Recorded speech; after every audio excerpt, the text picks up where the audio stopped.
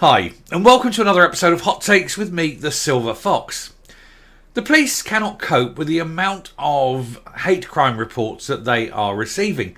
You know this, dear viewer. I know this. We all know this. Everyone knows this, except, of course, the SNP government. Or at least they probably do know it, but they refuse to accept it. They refuse to accept that they've created an absolute monster of a law that is going to devour them. Because there will come an event horizon, an inflection point, where more police are given over to policing the hate crime than are actually able to police any other sort of crime. And at that point, of course, it becomes a criminals charter in Scotland. Not that it already is one, with the police saying it's fine, carry on, do all these crimes, we're not going to even bother to investigate. We've all seen that list. With some serious crimes on there, of course. And that is why Scotland is fast becoming the wild, wild west of Europe. But, of course, it's not just us who now know it.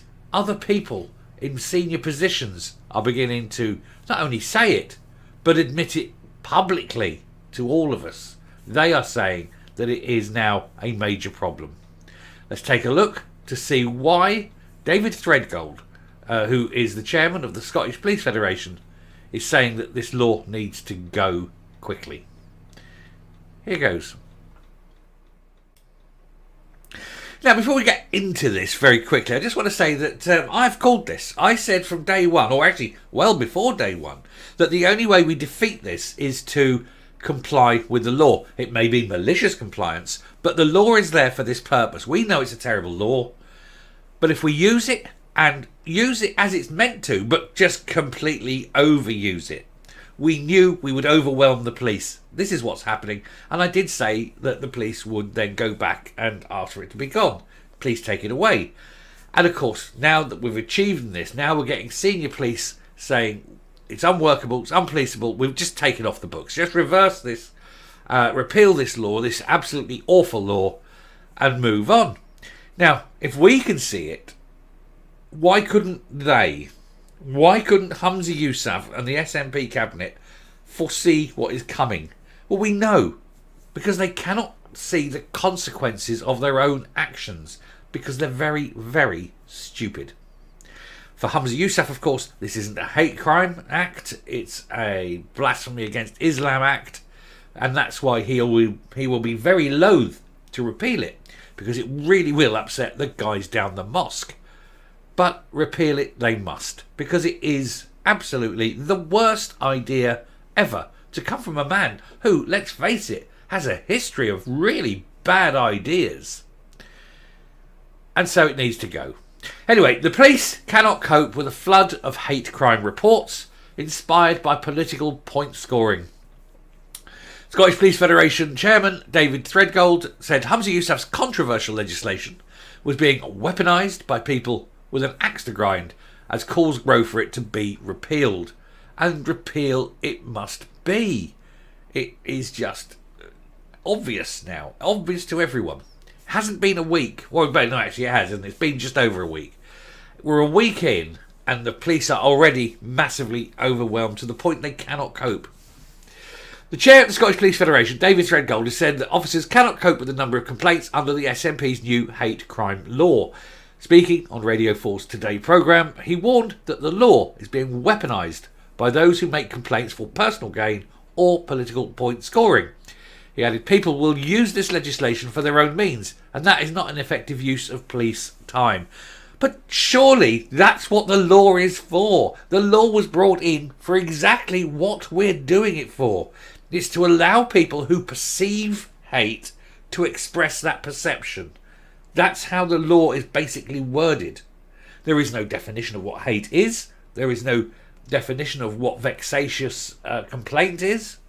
And all we are doing is obeying the law as it is written and as it is intended. It's not our fault that the police can't cope. It's not our fault that the law was devised, written and surmised by an idiot trying to hide blasphemy laws wrapped in a shell of, oh, let's make it easy for everyone, but actually putting the blasphemy law at the heart of it. Threadgold said, the confusion that exists because of the interpretation by people who look at the new legislation through their own viewpoints creates confusion for police officers in Scotland who are trying to deliver this law. That's the whole point. Again, he's saying through their own viewpoints, but the law is very specific. It is the perception of the individual. It's actually written and enshrined in this law that it is the individual's perception that pushes the hate claim. It's not as though there's any kind of framework to work with. It is simply your perception of what you perceive as hate. And the moment you perceive it as hate it is by the definition of this law. Perhaps if Humza Yousaf had like half a brain, it wouldn't be this bad. But we're talking about Humza Yousaf here. Barely functional. About 8,000, about 8,000, I was going to say 800,000. About 8,000 complaints were, give it time. About 8,000 complaints were made in the first week of the legislation, with Mr. Threadgold describing the numbers as simply unmanageable. And looking ahead, he said that each case could take up months and months before it ever sees the inside of a courtroom. So, all of that time, whoever has been accused has that hanging over them. He added, Police Scotland have gone public and said that on every occasion, reports of hate crimes will be investigated. This creates a situation where we simply cannot cope with demand at the moment, and it will get worse. It's not going away because we know what we must do to keep pushing this. And as an aside, we see that where hate actually and obviously occurs, police refuse to act on it as well. So you have the game on Sunday, and the chants were going, but the police stuck their fingers in their ears because they weren't going to create a whole load of more work for themselves. The SPF, which represents thousands of rank and file officers, is also anticipating a vast number of subject access requests from people who want to know if a hate crime complaint has been lodged against them. And that is their right, of course, under the GDPR and the Data Act. Mr. Threadgold said, all of these things are unintended consequences of this bill, which the police are going to have to deal with. Gosh, who'd have thought it? Humza Yousaf bringing in a bill filled with unintended consequences. Anyway, in response to his comments, Scottish Conservative Deputy Justice spokeswoman Sharon Dowie, MSP, said, this is a damning indictment of the SNP's shambolic Hate Crime Act by those who are caught in the maelstrom it has created. But that is entirely intended. That was the whole point. You want to grab people up and put the fear of them in. This is the principle. We put fear into people. They must fear being accused of a hate crime. But of course, what they didn't intend was for them, the politicians, to be the subject of all this. They didn't intend their side. This was meant to be the hammer to beat us. Instead, it's turned into our hammer to beat them. And we must grab Molnir of the hate crime law and smash these people with it. Smash them all the time, every day, 10 times a day. Use their own words against them. Use their own emails, tweets, everything that they put out. Look at it, examine it, find the hate, report the hate constantly. David Threadgold lays bare, this is Sharon Dowie again, David Threadgold lays bare the woefully inadequate training provided to police officers ahead of its introduction and the fact that, as the SNP were warned, it is being exploited by individuals with a gripe or grievance against anyone, from the Scottish Government to someone holding a viewpoint they don't like.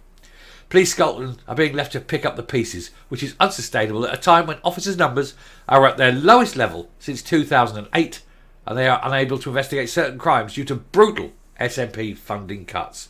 Humza Yousaf has to realise that his flawed Hate Crime Act is piling intolerable pressure on our overstretched police and bin it.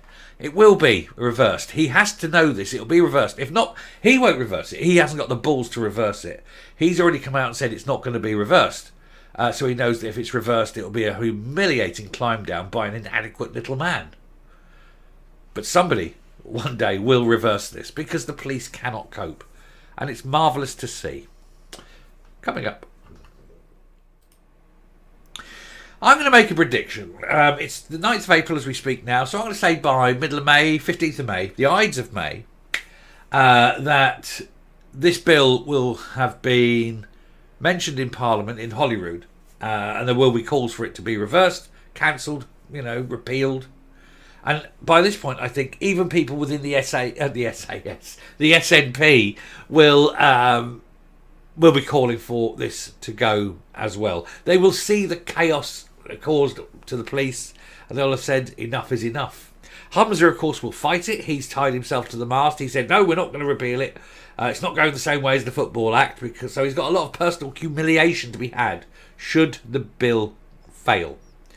But I think it's going to have to, isn't it? When everybody from all sides of the spectrum and everyone involved in enforcing it is now saying it's an unworkable, unenforceable, unpoliceable law. We will win because we are many and they are few. And if I may quote, talking of the Ides of May, reminds me of the Ides of March, I may quote from Julius Caesar: cowards die many times before their death. The valiant only taste of death but once. And they are all cowards. And they will see this bill die, and with it, any hope they have. Thank you very much for listening. Do please hit the subscribe button, ring the bell, leave a like, leave a comment. Please share the video, and I will speak to you later. Bye.